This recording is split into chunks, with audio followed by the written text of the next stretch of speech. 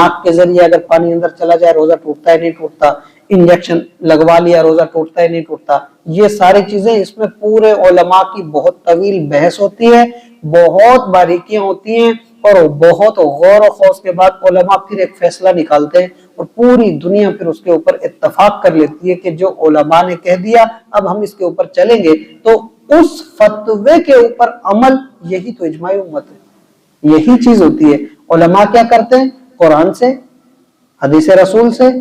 या फिर इस पे अगर वजाहत ना हो तो फिर वो इजमाई उम्मत यानी आपस में इत्तफाक राय से एक मसला बनाते हैं कि इस मसले का हल इस मसले की सूरत में, इसकी सूरत में ये था, इसकी सूरत में ये था, इसकी सूरत में ये था, तो इन तमाम की रोशनी में मिलकर ये मसला निकला, तो ये इजमाई उम्मत। इससे एक चीज और, गैरा सबीलिल मुमिनीना में आती है औलिया इज़्ज़ाम,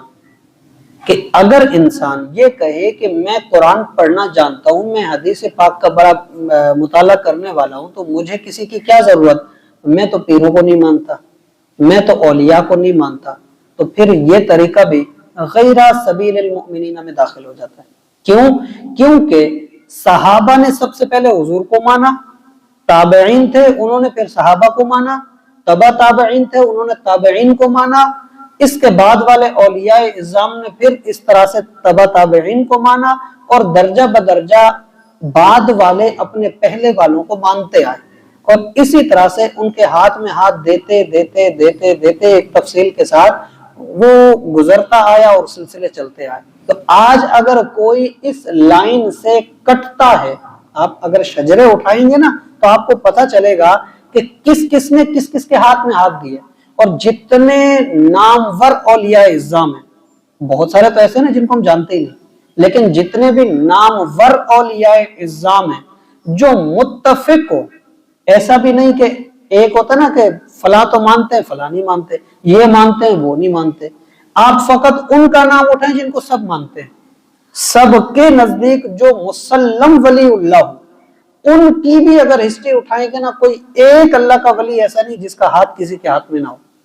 किसी एक वली का भी नाम आप नहीं निकाल सकेंगे कि जिसका शजरा जब आप उठाएंगे तो दो तरह के शजरे होंगे, एक उसका बाप उसका बाप उसका बाप, इस तरह से बाप दादा परदादा, और दूसरा शजरा होगा हाथ देने वाला। तो हाथ देने वाला जो बैत का शजरा है ना, ये कोई ऐसा वली नहीं है जिसका शजरा कहीं जाके मुनकते हो और वो अल्लाह का एक मकबूल वलीउल्लाह हो, ऐसा नहीं है, मुनकते किसी का भी नहीं, हर एक ने बैत से जुड़ के ही अपना मकाम पाया है। तो यही चीज है, आज अगर कोई बैत से हटता है, औलिया के रास्ते से हटता है, वो कभी भी सबीलिल मुमिनीना पे नहीं जा सकता। फिर बंदा ये भी कहता है कि अगर ऐसा है तो फिर यार इतने मशहूर हो गए, इनको रोका क्यों नहीं किसी ने? इसकी भी वजह कुरान ने यही बताई और फरमाया कि जब कोई इस तरह होता है ना, वत्तबि गैरा सबीलिल मुमिनीना, जब कोई इत्तिबा करता है ना मोमिनीन से हट के और वो उसी के ऊपर डट जाता है और हक की तरफ नहीं जाता, अल्लाह कहता है फिर मैं उसे पकड़ पकड़ के हक पे नहीं लाता, फिर नुवल्लिही मा तवल्ला, फिर जिधर उसका शौक होता है मैं उसे उसी तरफ मोड़ देता हूं कि जा अब तू जिधर जाता है उधर जा, जो करना है तो कर, जिंदगी तो महदूद है ना, जिंदगी खत्म होनी है। और फरमाया जब जिंदगी में अपनी मनमानियां अपनी मर्जी से करके आ जाता है ना मेरे पास, और मौत का वक्त आ जाता है और मौत वाक़ई हो जाती है और अब आता है वक्त हिसाब का, तो फरमाया वनुस्लिही जहन्नम, फिर मेरे पास जहन्नम ही, फिर मैं उसका हिसाब किताब और उस पर नरमी और उसके ऊपर रहम और ये चीजें फिर कुछ नहीं है।